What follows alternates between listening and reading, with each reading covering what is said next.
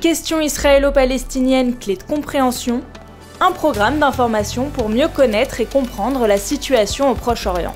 Bienvenue à Clés de compréhension, module d'entretien de référence sur les réalités israéliennes et palestiniennes, pour évoquer avec le recul historique aussi depuis la création de l'État d'Israël les différentes périodes contrastées entre les conflits ouverts et armés et les périodes de paix qui ont eu lieu aussi entre Israéliens et le monde arabe pour globaliser.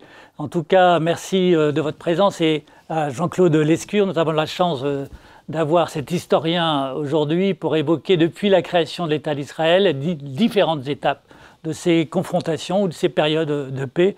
Merci. Vous êtes Jean-Claude Lescure, universitaire, notamment à l'université de Cergy-Pontoise, histoire contemporaine, c'est votre spécialité. Vous êtes aussi enseignant à l'Institut d'études politiques de Saint-Germain-en-Laye, en région parisienne, et votre ouvrage « Le conflit israélo-palestinien en 100 questions » est publié chez Talandier. Merci de nous dire, à partir de l'origine de l'État d'Israël, 1948, ces confrontations n'ont pas opposé Israël à des groupes armés d'obédience, par exemple, islamistes et avec des activités terroristes, mais à des États. À l'époque, c'était les États arabes de la région qui s'opposaient frontalement à la création de l'État d'Israël et à son développement. On a en fait, dans un premier temps qui irait de 1948 à 1967, voire 1973, des jeux d'acteurs qui vont d'abord opposer effectivement des États, Israël et tous les États arabes voisins, Liban, Syrie, Jordanie, Égypte notamment. Jeux d'acteurs là où il est important pour Israël d'affirmer sa présence internationale et vous allez avoir une série de conflits internationaux. 56, l'affaire de Suez, où Israël est allié de la France et de la Grande-Bretagne, et ça se termine mal pour les Français et les Britanniques. Et puis 67, où il y a un conflit engagé à titre préventif par Israël, la guerre des 6 jours, qui permet aux Israéliens de battre tous leurs voisins et de positionner une situation dont nous sommes encore aujourd'hui les héritiers.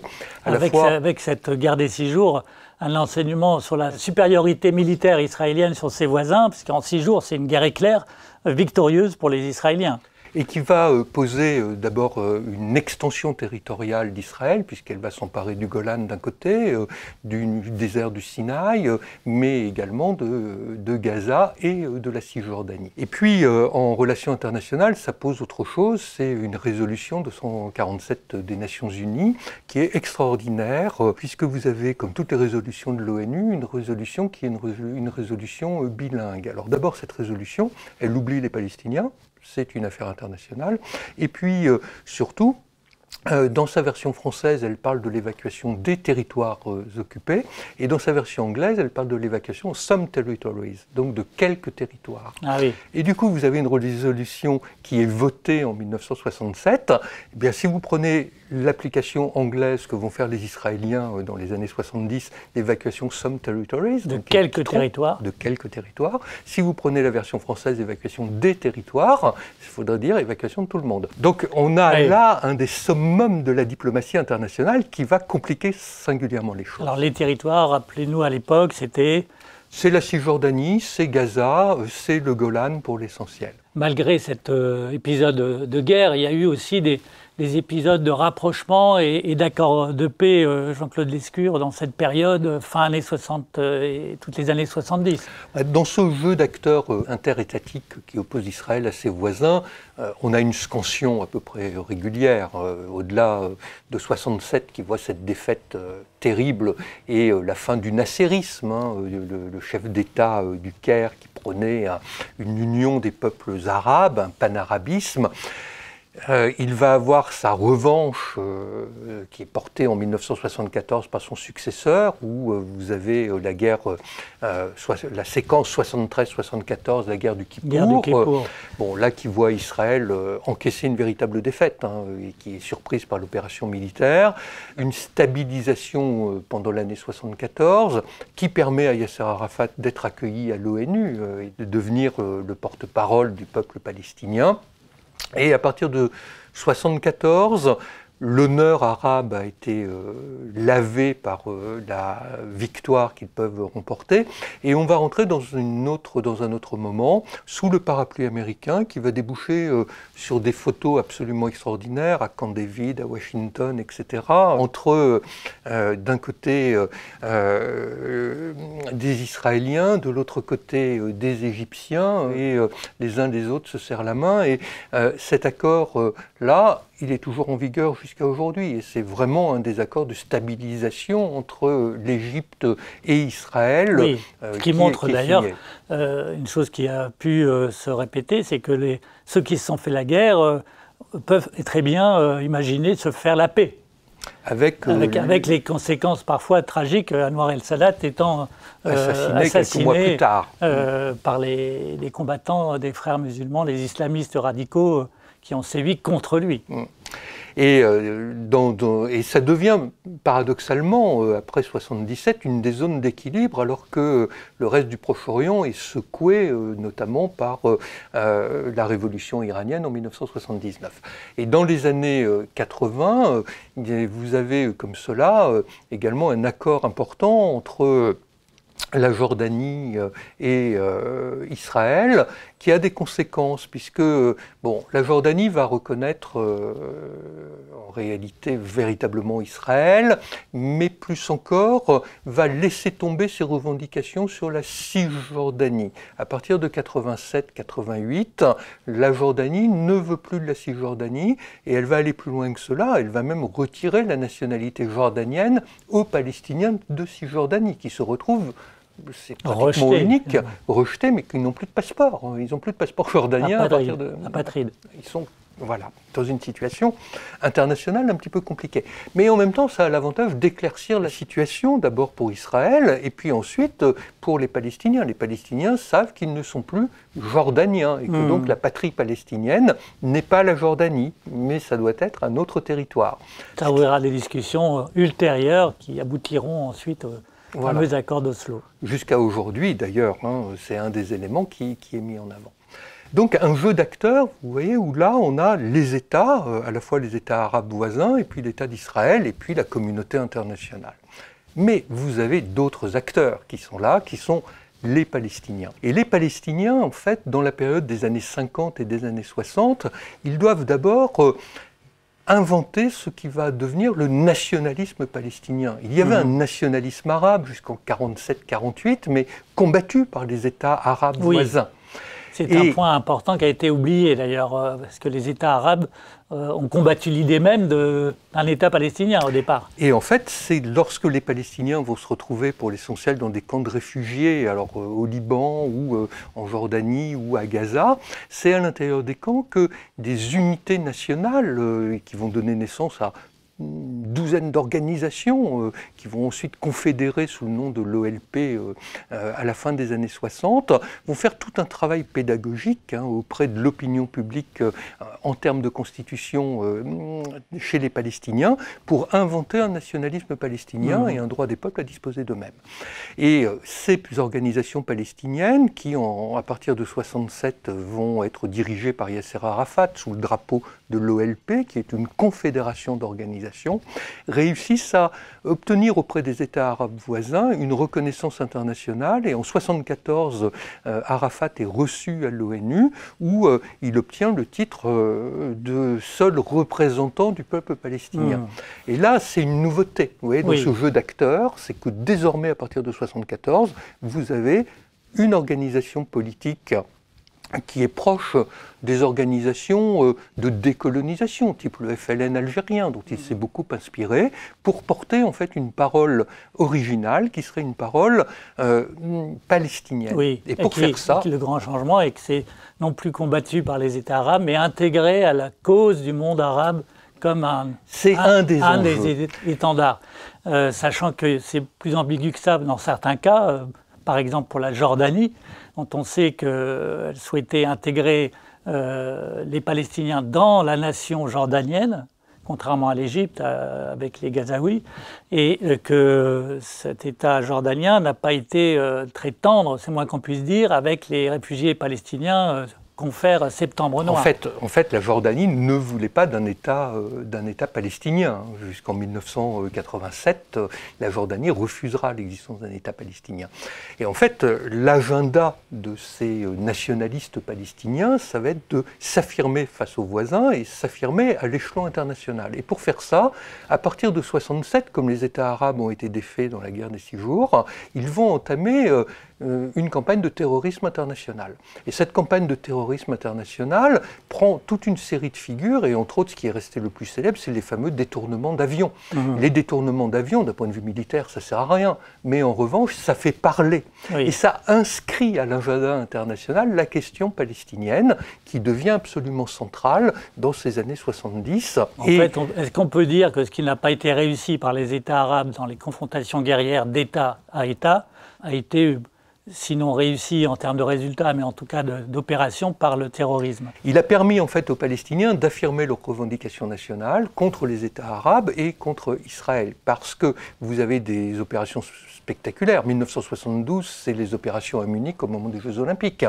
Bref, l'actualité internationale jusqu'en 1974 et au-delà est rythmée par du terrorisme international mené par Yasser Arafat et les organisations palestiniennes. Du coup, pour Israël, jusqu'aux années 90, l'OLP est une organisation terroriste. Mais les Israéliens vont opérer là aussi des actions tout à fait intelligentes. Il s'agit de diviser les Palestiniens, d'éviter que les Palestiniens n'apparaissent comme étant les seules organisations représentatives. Et du coup, face aux Palestiniens nationalistes, vous avez un autre courant qui existe depuis les années 1900, c'est le courant du renouveau islamiste, et entre autres, bien connu après 1928, avec les frères musulmans, qui a le nom de Hamas dans la zone de Gaza. Et là, dans les années 80, eh bien, vous allez avoir des Israéliens qui vont favoriser l'émergence des courants frères musulmans comme étant une concurrence à l'intérieur de l'OLP. Une manière dans leur esprit de diviser en prenant non pas la part nationalisme arabe et une part religieuse pour diviser Exactement. Et là, dans les années 80, le problème, c'est que la donne internationale a changé et la dimension religieuse internationale, c'est 1979 et la chute du Shah d'Iran et le triomphe de Khomeini en Iran. C'est une tentative de coup d'État en Arabie Saoudite menée par des ultras et l'intervention du GIGN français à la Mecque. Bref, 79, vous avez un vrai effet de bascule. Et cet effet de bascule va en fait renforcer les courants religieux qui se veulent pan-islamiques, donc une union de tous les musulmans contre les courants les plus nationalistes palestiniens. Et à partir de cela, donc années 80, eh bien, ça va avoir un effet important sur la façon dont ces Palestiniens vont pouvoir se situer par rapport à la question de l'existence d'Israël. En effet, les Palestiniens ont eu à partir des années 70, quelques difficultés avec les voisins arabes. 1970, vous l'avez indiqué, c'est Septembre Noir, c'est-à-dire une action du roi de Jordanie contre les camps de réfugiés palestiniens qui sont en Jordanie et qui utilisent la Jordanie comme un terrain arrière pour mener des opérations militaires contre Israël. Quand vous dites contre les réfugiés palestiniens, bombardant 10 000 morts. Massacrant beaucoup de Palestiniens. 10 000 morts au mois de septembre 1970.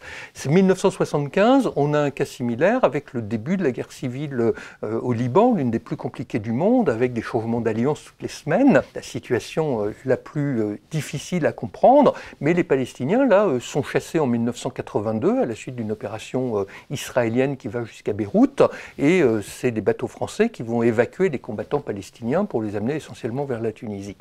Bien. Du coup, début des années 80, on est dans une situation où les Palestiniens d'abord sont divisés, avec une nouvelle mouvance d'un côté religieuse, de l'autre côté nationaliste. Les nationalistes sont éloignés du territoire d'action, ils ont été chassés de la proximité immédiate d'Israël. Le terrain étant laissé du coup aux islamistes. Aux islamistes du Hamas et du djihad islamiste, encore plus extrémiste dans le côté religieux. Et du coup, fin des années 80, eh bien, Yasser Arafat va jouer une nouvelle carte, qui est la carte de la négociation avec Israël. Il va commencer par reconnaître Israël, dire que la charte de l'OLP qui refusait l'existence de l'État d'Israël est caduque, pour reprendre son expression. Donc c'est la reconnaissance par l'OLP de l'État d'Israël. Qu'est-ce qui a fait cette évolution? C'est le réalisme politique? Absolument, il n'a plus de place. C'est aussi les compagnons de route, on va dire, de certains pays qui ont pu l'inciter. On est en 89, c'est la chute du mur, c'est la fin de l'URSS, donc on est dans une redistribution des cartes internationales. Et aussi les protagonistes israéliens qui étaient peut-être... Et les protagonistes israéliens, alors qui vont longuement hésiter parce que l'OLP, c'est quand même une organisation terroriste. Il y a les pressions américaines qui sont présentes, il y a les situations avec la première guerre du Golfe de 1991 et l'attaque de l'Irak contre le Koweït. Bref, début des années 90, on a un Moyen-Orient qui est totalement chamboulé. Et le sujet des négociations secrètes. Et le sujet des négociations secrètes qui vont déboucher sur des accords, les fameux accords d'Oslo, qui vont fonder là ce qu'on espère être un nouvel ordre international. Et ces accords d'Oslo entre 93 et 95 sont des accords dits intérimaires, l'idée étant qu'ils doivent permettre d'établir une situation progressive d'évolution. D'abord, ramener la paix, puisque la paix entre Israéliens dans les territoires occupés et Palestiniens depuis 89 est devenue très compliquée. C'est la première intifada, qui est une guerre des pierres. Il y a peu d'attentats, mais ce sont l'opinion publique, les jeunes qui sont en révolte. Et jusqu'en 93-94, la situation n'est pas militairement dangereuse, mais on est en situation moins explosive de tension. Potentiellement. Voilà, exactement.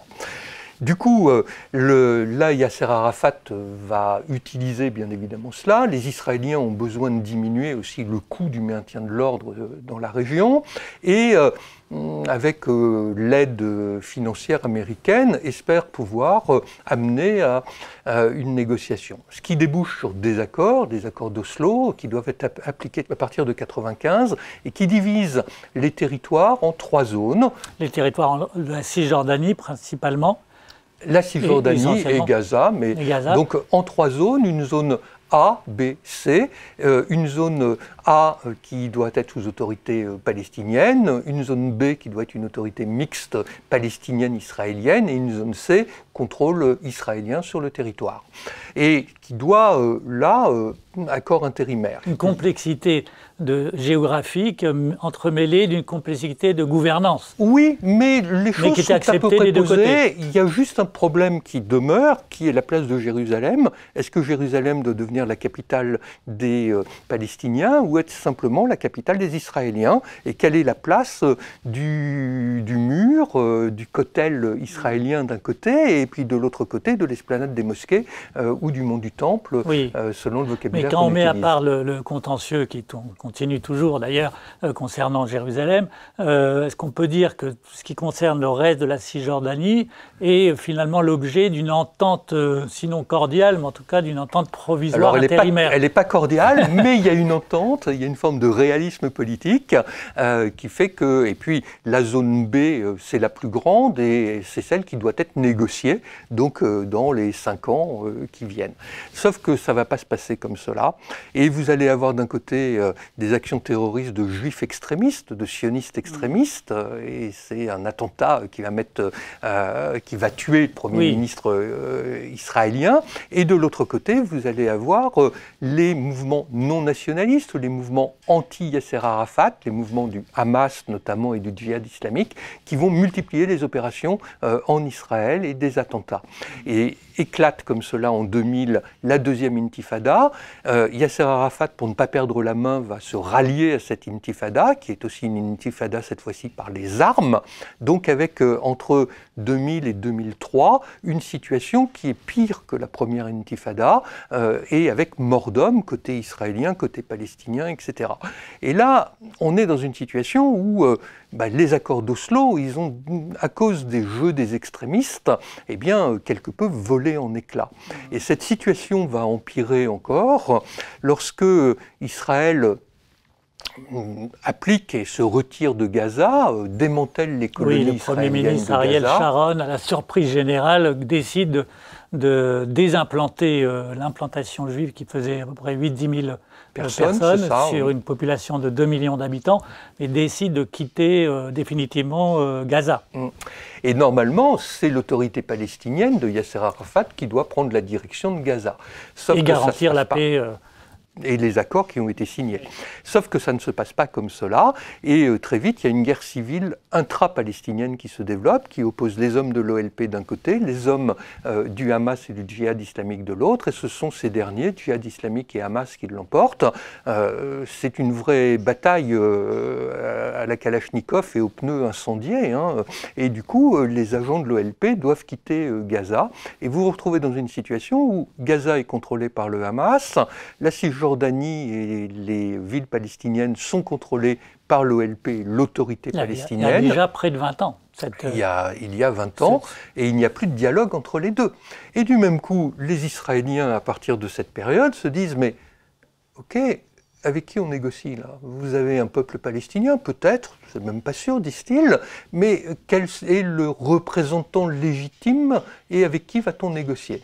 Et dans cette situation qui, objectivement, ne permet pas un rapprochement entre les Palestiniens, elle est duale. Elle est duale. Vous allez avoir un gouvernement israélien qui va jouer, bien évidemment, de ces divisions. Et maintenir l'ordre à Gaza en intervenant de façon régulière, tous les 2 ou 3 ans. Il s'agit, disait un journaliste, d'aller entretenir le jardin, couper la pelouse, bref, être dans quelque chose où tous les 2 ou 3 ans, il faut faire quelques opérations militaires contre Gaza. Et en Cisjordanie, pour l'essentiel, les choses sont sous contrôle parce qu'a été installé des mesures de protection importantes, notamment depuis la deuxième intifada.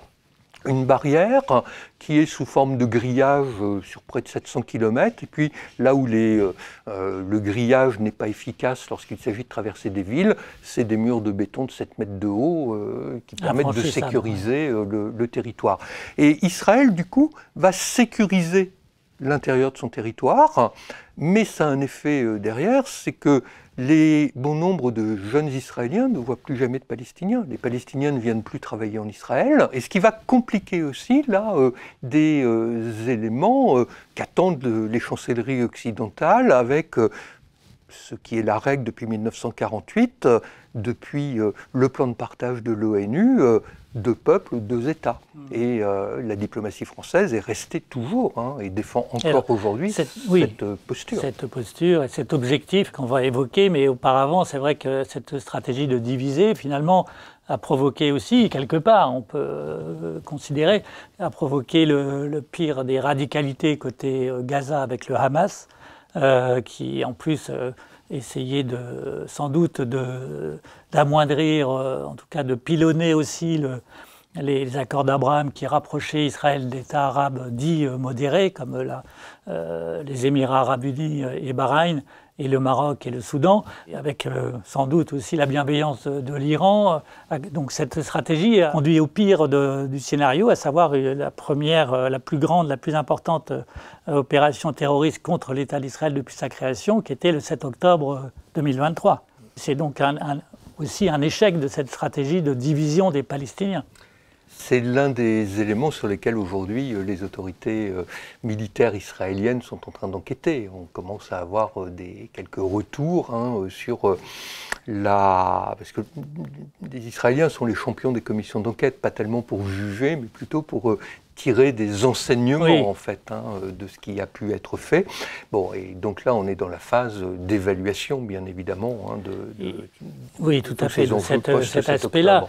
Et pour la prospective que vous commenciez d'évoquer sur l'après-trêve d'aujourd'hui à Gaza, vu l'ampleur de ces événements, la tragédie des événements, est-ce qu'on peut imaginer, pas demain matin, mais dans 1 an, 2 ans, peut-être 3 ans, qu'une gouvernance nouvelle puisse voir le jour pour Gaza, avec des conciliations des 2 côtés, du côté à la fois des Palestiniens dits modérés de Cisjordanie, peut-être l'intermédiation des pays arabes du Golfe et des Européens et des États-Unis, et pour que la partie israélienne et la partie arabe puissent s'entendre sur un avenir plus pacifique ces derniers temps. Une fois encore, les Palestiniens voient leur destin leur échapper. Ça se joue ailleurs à l'heure actuelle. Ça se joue d'une part à Washington, avec les prises de position du président Trump, rêvant de faire de Gaza une Riviera et d'une possible expulsion de la population à l'extérieur. Qu'aucun pays arabe ne souhaite.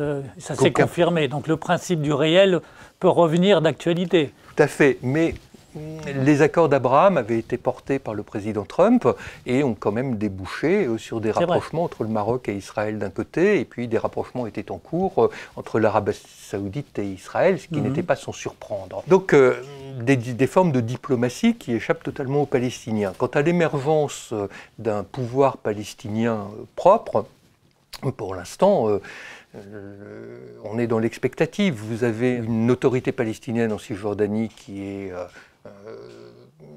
rongée par la corruption pour l'essentiel, dont le chef Mahmoud Abbas est un vieil homme de 87 ans qui n'a pas prévu de céder le pouvoir et qui s'est débarrassé régulièrement de tous ceux qui pourraient le remplacer. Donc se pose le problème de la transition de l'autorité palestinienne. D'une autorité palestinienne. Les pays du Golfe peuvent intervenir quand même plus fermement ou pas?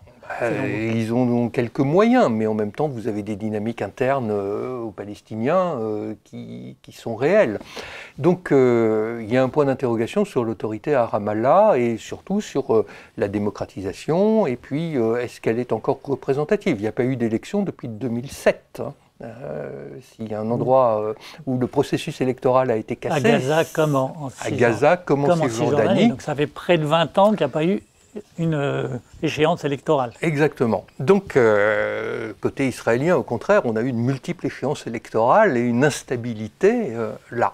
Côté israélien, les plus durs, incarnés par quelques courants politiques, sont au gouvernement Netanyahou. Alors ça ne représente qu'une dizaine de députés à la Knesset, mais enfin ils tiennent des portefeuilles importants de sécurité intérieure, d'économie, etc. Et eux militent pour une annexion pure et simple de la Cisjordanie, remettant complètement en cause les partages ABC.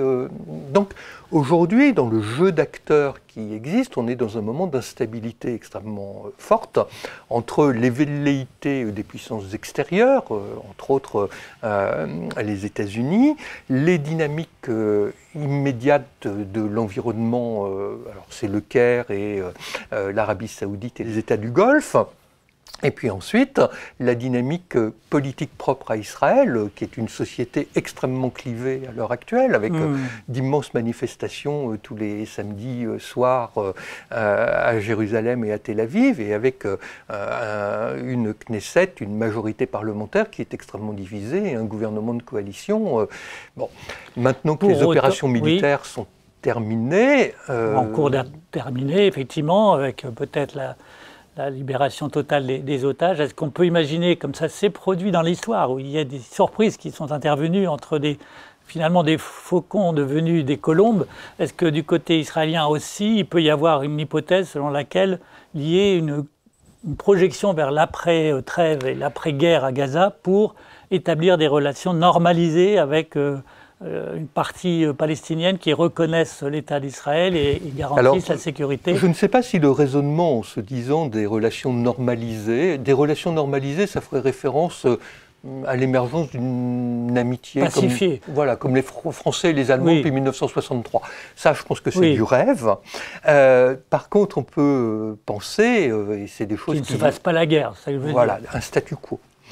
Qui est des moments d'équilibre, de statu quo, de conflits peut-être de faible intensité, mais de quelque chose qui permette aux uns et aux autres d'avancer, aux Israéliens de retrouver une vraie paix et une véritable sécurité, aux Palestiniens de la même façon de pouvoir reconstruire Gaza et de pouvoir rentrer dans autre chose et de s'occuper aussi de leurs enfants, parce que la situation est absolument dramatique, bien évidemment, pour les Gazaouis.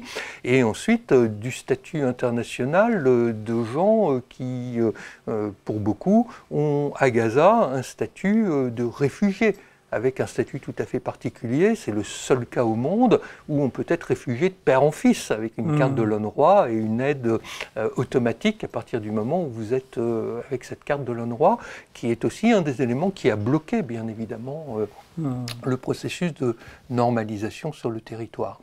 En même temps, d'un point de vue droit humanitaire, on peut comprendre qu'il y ait des interventions internationales. Donc on est à un moment là de grande instabilité, et c'est là où le pouvoir politique reprend vraiment ses droits, où la diplomatie française, qui a toujours réussi, un rôle de médiation aussi, qui a toujours réussi à être à la fois proche des Arabes ou des Palestiniens, à avoir continué à avoir des relations avec les Israéliens, même si c'est parfois un petit peu compliqué. En tout cas, qui affirme le principe de sécurité de l'État d'Israël constamment quand même, malgré les incompréhensions ou les distinctions de prise de position. Et c'est là où le personnel politique français peut avoir véritablement un rôle à jouer en tant que force de proposition, d'appui, etc. Parce que nous avons un capital de confiance dans la région. Oui. Donc il faut pouvoir l'utiliser. Aussi avec la nouvelle donne en Syrie, qui peut aussi permettre de lever une hostilité du côté syrien, en tout cas affiché comme tel, cet arrêt d'hostilité potentielle concernant Israël, et avec la présence française, par exemple, aux Émirats arabes unis, avec les 3 bases françaises là-bas, qui fait qu'il y a un rôle d'influence peut-être secondaire, évidemment, par rapport aux États-Unis, mais quand même présente dans les États du Golfe pour intervenir. Est-ce que l'Arabie, pour finir peut-être notre entretien sur cette historique des conflits, est-ce que finalement l'Arabie saoudite n'apparaît pas aujourd'hui, alors que les attaques contre l'État d'Israël et les 3 proxys, Hezbollah, Hamas et Houthi, servaient la cause iranienne? Est-ce que finalement, 2, 3 ou 4 ans après, la faiblesse de l'Iran se manifeste pas en la faveur finalement de l'Arabie saoudite et des États du Golfe qui peuvent, entre guillemets, sur le plan géopolitique, ramasser la mise et permettre peut-être une situation plus pacifique dans la région? C'est véritablement l'un des enjeux aujourd'hui sur lequel c'est une des rares notes d'espoir en réalité que l'on peut avoir à l'heure actuelle, mais le pragmatisme s'impose toujours dans la région et l'histoire a des idées longues et on a quand même là un véritable traumatisme depuis le 7 octobre côté israélien. Parler de confiance avec des Palestiniens, c'est impossible à l'heure actuelle. Et de l'autre côté, côté palestinien, le bilan et le devenir d'une jeunesse palestinienne, avoir 18 ans à Gaza aujourd'hui, où est votre avenir? Donc il y a vraiment un gros travail de reconstruction et bon, les Français ont une carte à jouer. À Gaza, on a un centre culturel qui fonctionne bien, qui fait un vrai boulot et on peut porter aussi une parole qui relève des valeurs de la République française. Elles sont pas mal nos valeurs. Merci beaucoup Jean-Claude Lescure. En tout cas, ne perdons pas espoir pour en tout cas le moyen terme, sinon pour le court terme, en tout cas le moyen terme n'est pas forcément dénué de possibilités de vie meilleure. Merci beaucoup et à bientôt.